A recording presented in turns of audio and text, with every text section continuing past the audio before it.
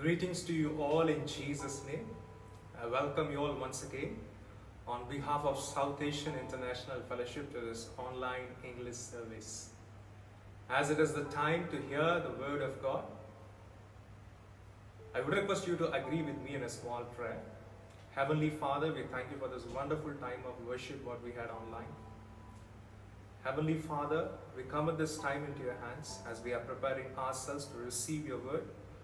Holy Spirit, give us the specific word that we require in these times of uncertainty and fear, and strengthen us through your word, Holy Spirit. Comfort us through your word, Holy Spirit, and revive us through your word, Holy Spirit. In Jesus' name I pray. Amen. The scripture portion what I have taken for my message for today is from Exodus chapter 33 and verse 13. Now therefore I pray, if I have found grace in your sight, show me now your way, that I may know you, and that I may find grace in your sight, and consider that this nation is your people. It is Prophet Moses who is praying on behalf of the people of Israel, seeking the mercy and grace of God in that situation.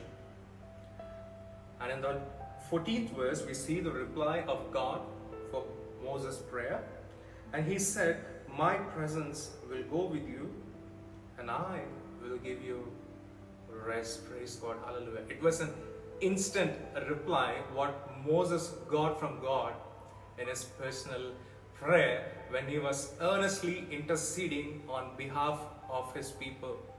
Dear beloved, because of this uncertain times, because of this pandemic situation, I believe, including me, everyone, we are having fear, and there is a lot of unrest in our heart.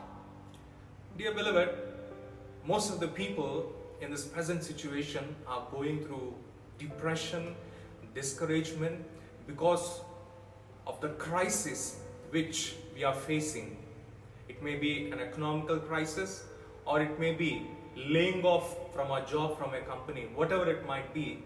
But we are all facing some kind of crisis in our lives which is creating unrest in our souls. It seems that many are not able to sleep because of the unrest in the subconscious mind, and they are going for sleeping aid like melatonin. Even once in a while, I used to take melatonin when I'm not able to sleep because of a lot of stress or unrest in my heart. Now, who could give rest to our souls? Yes, there are a lot of responsibilities what we need to fulfill. Being a father of a family, or being a mother of a family, or holding a responsible position in an organization, we all have many responsibilities to fulfill, and we all have many achievements in our life. We all have many personal goals, but yet because of all these things which are running in our subconscious mind, there's a lot of unrest what we are facing in the present situation, or unrest about the future events which we are going to face in the coming days, especially in this end times. The reason why God gave a quick reply to Moses in his prayer life is Moses had a divine intimate relationship with God. We could see in Exodus chapter 33 and verse 11, so the Lord spoke to Moses face to face as a man speaks to his friend. Amen. The relationship what Moses had with God was not a normal relationship, but a friendly relationship. Amen. Hallelujah. The title of my message for today is Friendship in Prayer. I repeat it once again. Friendship in prayer. Praise God. Hallelujah. We all pray unto God in our times of trouble and uncertainty, in the times of crisis, and we see God like a problem solver. We see God like a problem solver, or a rescuer, or a savior. But for Moses, God is not only a savior, God is not only a provider, God is not only a God who answers his prayers or solves his problems. It might be his personal, family, or the community problems. But for Moses, God is a friend. Praise God. Hallelujah. That's the reason I titled my message, Friendship in Prayer. What's the reason Moses had an intimate, a friendly relationship with God? God spoke to him face to face as a person speaks to his friend. And what we could gain when we are in a friendly relation with God. Most of the times we all have a personal friend or a best friend. What we get in this relationship is whenever we are in need, whenever we are in lack, the other friend would help us, would strengthen us, would support us, would comfort us. Even in the spiritual realm, there are a lot of spiritual needs what we require. It may be in our mind or it may be in our soul. But God is always there to support us, to encourage us, to strengthen us. And this support and this love and this encouragement, what we receive from God it's an awesome thing. What we cannot receive it from the people around us. The Bible says in Numbers chapter 12:7 that Moses. I would like to just highlight one thing now. Now, why God had an intimate relationship with Moses? What are the characteristics? What are the main characteristics in Moses which attracted God to be his friend? It's Numbers chapter 12 and verse 3. We all know, for Moses was an humble man, humble than any person on the face of the earth.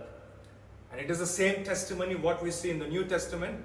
The Apostle Paul, filled with the Holy Spirit, says in Hebrews chapter 3 and verse 5, for Moses indeed was faithful in all the house, being a servant. We see there are two important characteristics in the life of Moses which attracted God to be a friend to him. That is humility, humbleness, and being faithful in the responsibilities, in the position what God has entrusted towards his life. Praise God. When we go into the background of Moses' life, right from Exodus 1, chapter 1, we could see the outline. I would like to just give you the outline of the background of Exodus chapter 1, 2, 3, and 4. Dear beloved, a pastor, an anointed man of God named Corrie ten Boom once asked his congregation during his sermon, is prayer a steering wheel or a spare tire in your life? The question what the man of God asked his congregation is prayer a steering wheel or a spare tire in your life? It's a wonderful question, right? For most of us, it's like a spare tire. We approach God in prayer only when we are in need or when we are in trouble or when we are facing when we are facing adversity in our life. But for a Christian, prayer should be always like a steering wheel. That's the reason the Word of God says in 1 Thessalonians chapter 5 verse 17 to 18, rejoice always, pray without ceasing, thank God in all situations, for this is the will of God in Christ for you. Praise God. Hallelujah. And especially in this end times, we need to pray without ceasing. So, when we see in the book of Exodus, chapter 1, going into the background of the history of Israel, when Jacob with his family came to live in Egypt in the land of Geshom, there were around 70 people of his family members who came to live in Egypt in the place of Geshom under the leadership of Joseph. As years passed by, after 400 years, they have prospered, they have multiplied, and after 400 years, the count of the males were around 600,000 living in the land of Egypt. There was a sense of insecurity in the cabinet of the Egyptian government as they were thinking that the Hebrew people are outnumbering our population And if we don't control them and if we don't suppress them, one day they would start ruling over us. So the King Pharaoh came up with two important things. The first one was to control their growth. It was a blessing upon the people of Israel as they were multiplying in number. So Pharaoh came up with two things. The first thing was to control their growth, in a way to take away their rights. Systematically, Pharaoh made the Hebrew people to become slaves. They were bringing changes in their worship pattern. They were not giving them any rights, and they started suppressing them without paying them and putting them into bond slave. Point number one. Many a times when we are gifted, or when we are talented, or when we have a good wisdom and knowledge, or when we have a good skill, especially working under an organization, there will be few people who are jealous of you, and they try to suppress you, they try to discourage you. But yet, the Almighty God is on your side to strengthen you and to lead you and to guide you and to prosper you in whatever position you are placed by His grace and mercy in that organization. And when we read in 1 Samuel chapter 16 and verse 8, when David had the anointing of God, when David became a mighty man of valor, the word of God says that in one of the translation, Saul had a jealous eye on David. So when people are jealous about you, when people are jealous about your growth, it's a common thing what many of the people faced in the Bible, and let us seek God and pray unto God for them. So the Egyptian cabinet had a sense of insecurity in their heart as the people were multiplying and growing in number. The second thing what the king commanded his soldiers to do was to kill all the male-born childs in the Hebrew community. And for that, he gave an answer in this way, that is, to control unwanted population in those times. So the first thing was to take away their rights and to suppress them and to bring them into bondage. The second thing is to kill all the male childs, in a sense to control unwanted population, he was telling at those times. So whatever the situation the Israelites were facing under the bondage of Egypt, God was not silent and God was working behind the screen. And we need to understand, in times of uncertainty, God is a miracle working God. At that time of bondage, that time of slavery, the people started crying unto God, and God started working behind the screen, raising up Prophet Moses to cause deliverance for the people of Israel, from the hands of Egyptians. So Moses, we all know what happened in the background. Moses brought them out of Egypt and led them into the wilderness. And there was a time where Moses was so stressful. He had faced many trials right from the age of 40.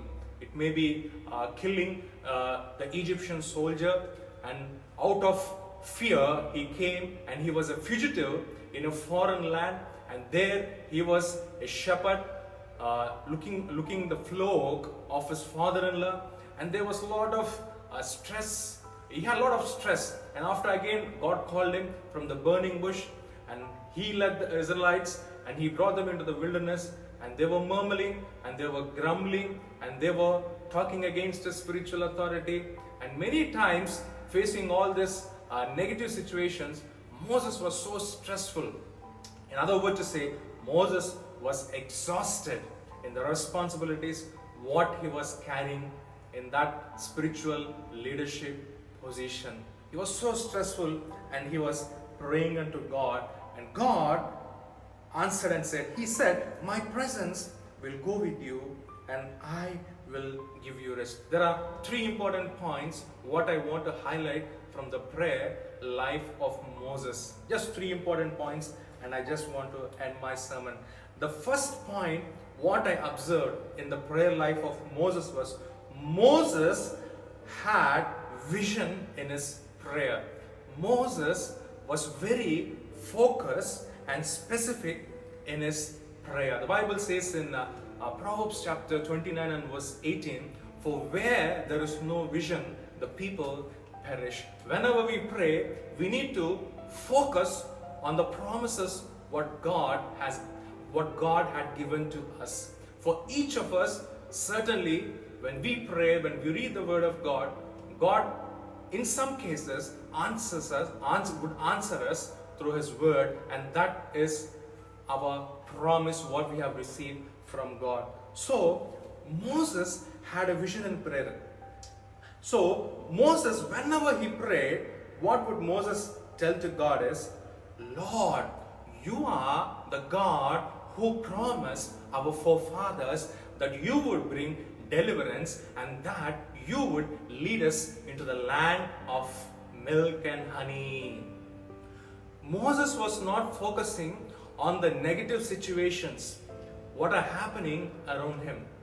Moses in prayer always had a focus, and he reminded God about the promise what he had made with their forefather Abraham in bringing them out of slavery and leading them into the land of milk and honey.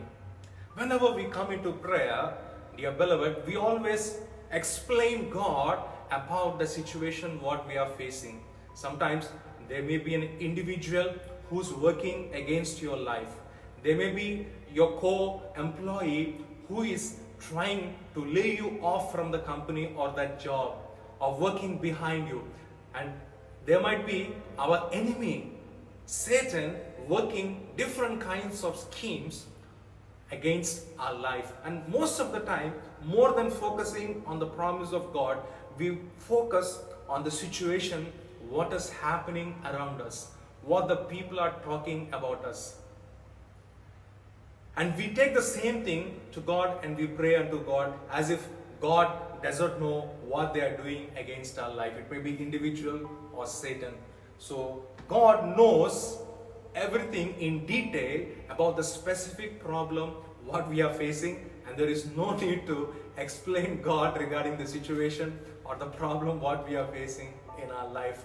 So Moses in prayer reminded God the promises what he had made with his forefathers. In the same way, even when we pray, let us pray reminding the promises what God has made with us. Many times when we pray with the kind of humility, we pray in this way: Lord, I'm a worm. Lord, I'm a germ. Lord, I'm a mud. I'm nothing before you. It's good to have humility in our heart, but sometimes the humility, the confessions what we make in prayer would not follow the genuine character what we have in front of others. I will repeat it again. The confessions what we make in prayer would not follow the genuineness in our character, in our behavior, what we have in front of others. In front of God we say, I'm a germ, I'm a worm, I'm a mud, but in front of the wife we shout. Or in front of the other co-employers or friends we shout and we yell. So sometimes we have to be genuine even in our prayer. Praise God. Hallelujah. Our confession, hold on to the vision God gave you in your prayer. A humble expression should not violate the vision what God had put in your life. I would repeat it again. A humble expression should not violate the vision what God had put in your life. When God is calling you for His ministry, when God is calling you to take up a leadership position in the church or in a ministry, you should not say, who am I, Lord? What can I do, Lord? What do I have, Lord? You should never say like that. That's what I meant in writing this sentence. A humble expression should not violate the vision what God had put in your life. Yes, there is a time where we have to humble, but when God is calling you to take up a position, when God is calling you to come up into the next level of your spiritual life, you have to rise up in courage. You have to rise up in confidence to go forward in fulfilling the purpose and the will of God in your life. Praise God. Hallelujah. The first thing is Moses had vision in prayer. He was very focused in prayer. The second thing, what I observed from the life of Moses is, Moses reminded God about his identity in him. I would repeat it again. Moses reminded God about his identity in him. The word of God says in Gospel of John, chapter 1 and verse 12, for many who has received him, he gave him the right to become the children of God.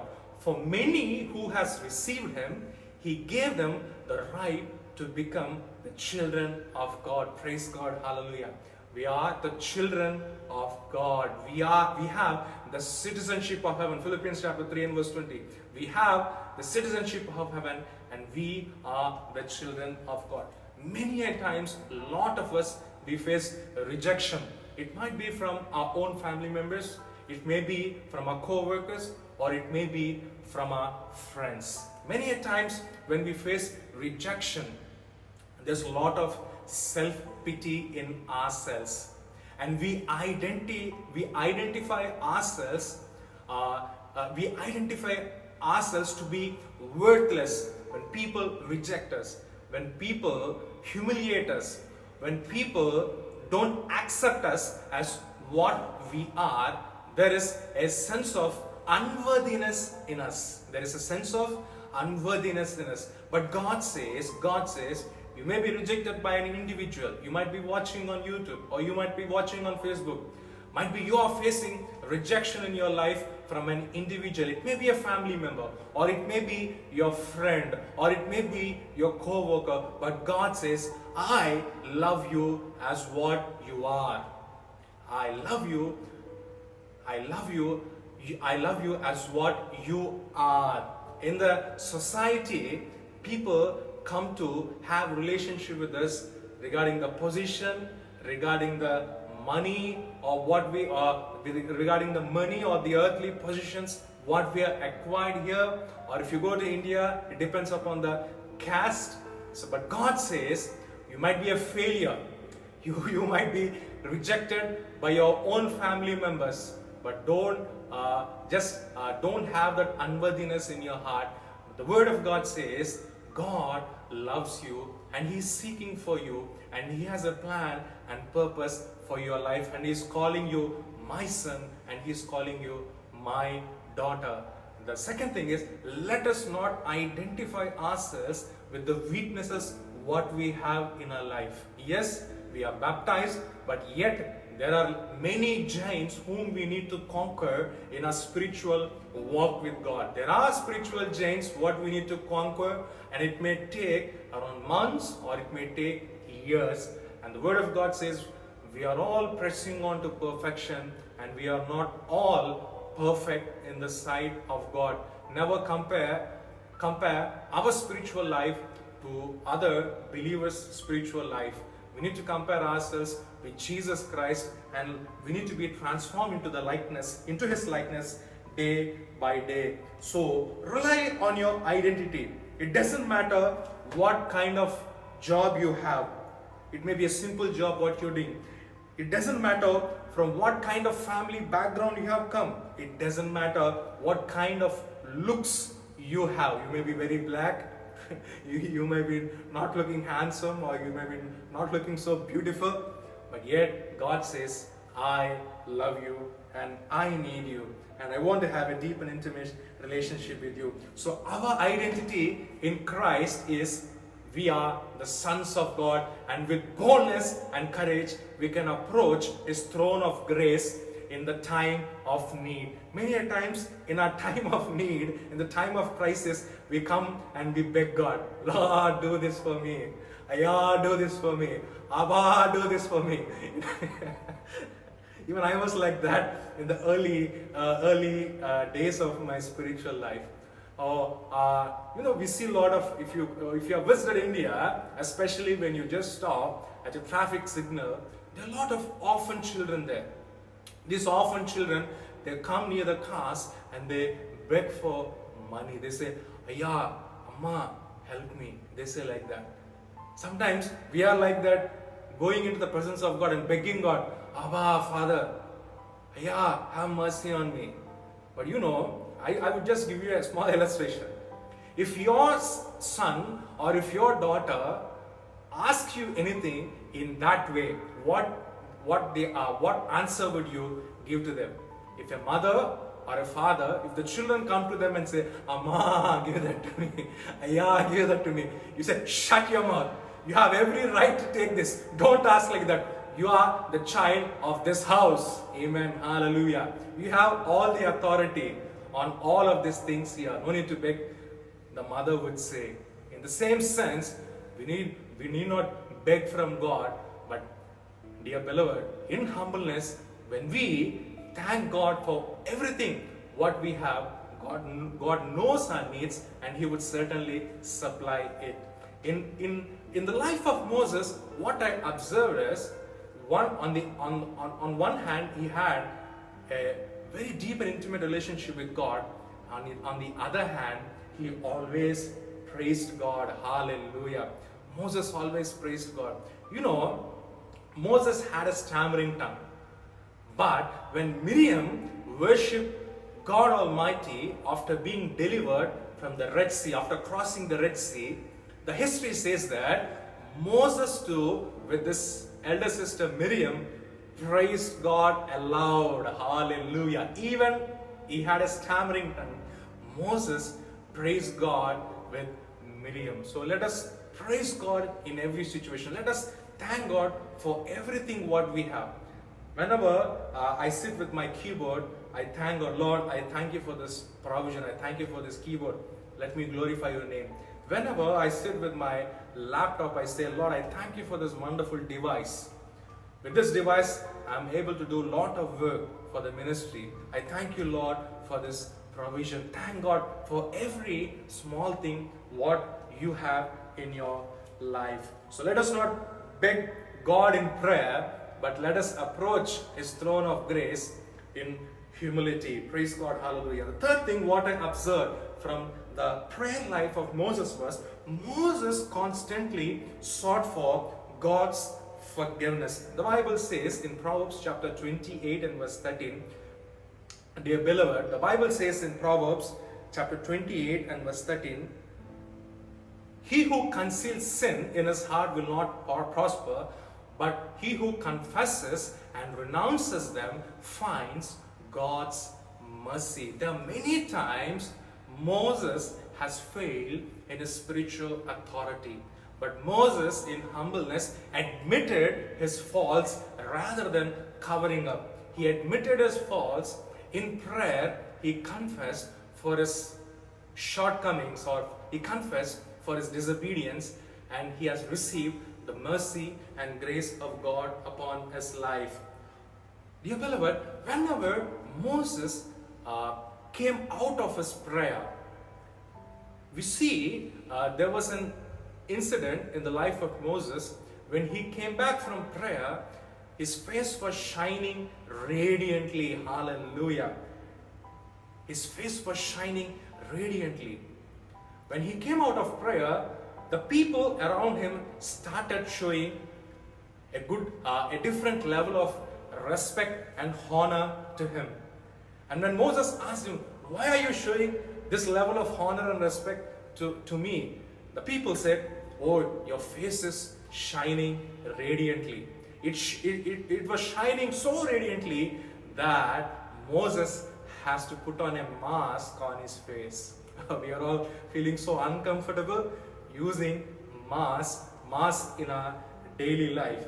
But Moses in that time used a mask, used a veil to cover his face, as the glory of God was shining out of his face. I believe when Moses was in the presence of God, his skin has absorbed the glory of God. Amen. Hallelujah. His skin has, or his body has absorbed the glory of God. Hallelujah. I don't know what weakness is there in your flesh or your physical body. I don't know what kind of stronghold is there in your mind. I don't know in what kind of bondage you're living for a long time. But when the glory of God come upon you, every bondage would be broken in Jesus' name. Amen. Hallelujah. Every sickness be healed in Jesus' name. Might be the doctors have told we have to cut this part of your body or cut this part of your organ in your body. But when the glory of God comes upon you, it would be miraculously healed in Jesus' name. Hallelujah. So let us go into prayer to have that friendly relationship with God, where we could have a deep conversation with God, and God specifically answering our prayers through visions, through dreams, through His Word. Praise God. Hallelujah. So the 3 points what I want to highlight again is Moses had vision, focus.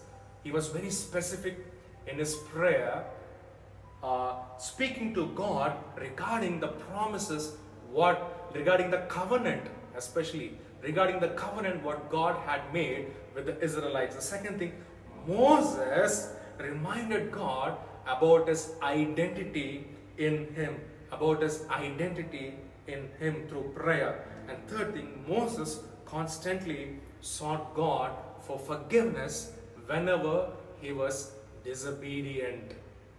So let us have these things in our spiritual walk with God. And I would ask you to agree with me in a small prayer. Gracious Heavenly Father, thank you, Lord, for speaking to us today from the life of Moses. Let we focus on the promises what you have made to us individually. I pray for everyone, Lord, who is watching online.